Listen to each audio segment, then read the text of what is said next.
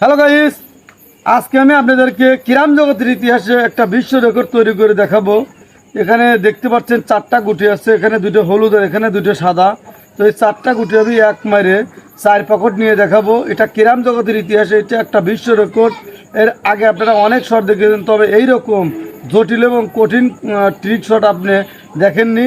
তো এইরকম একটা ট্রিক শট তৈরি করা অত্যন্ত কষ্টের একটা ব্যাপার, একটা কঠিন একটা ব্যাপার।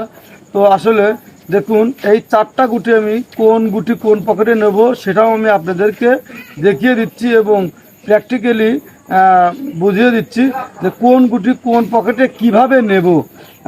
এটা কিন্তু ক্রীড়াম জগতের ইতিহাসে সত্যি একটা বিশ্ব রেকর্ড। যে এই শট তৈরি করতে যাবে সেই বুঝবে যে এই শট কতটা কষ্টের।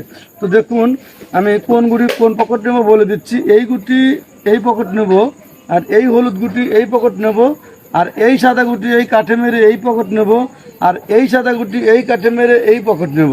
তো দেখুন কিভাবে আমি এই 4 গুটি এক মাইরে 4 পকেট নেই। এটা ক্রীড়াম জগতের ইতিহাসে কিন্তু সত্যি একটা বিশ্ব রেকর্ড। তো দেখুন এবং শিখুন কিভাবে আমি এক মাইরে 4 গুটি 4 পকেট নেই।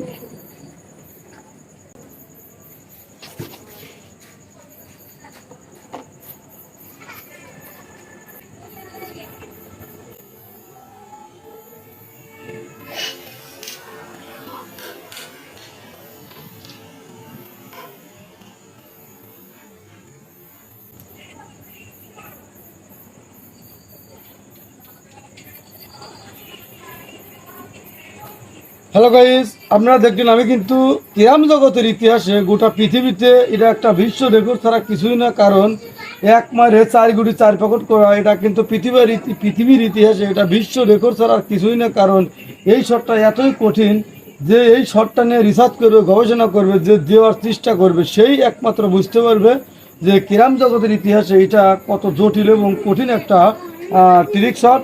তো এই মারেরও টেকনিক এবং কিছু সূত্র আছে।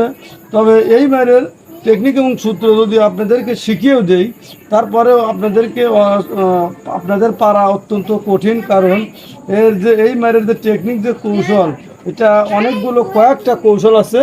প্রত্যেকটা টেকনিক কৌশল আপনাকে এই মারের ভিতরে কাজে লাগাইতে হবে।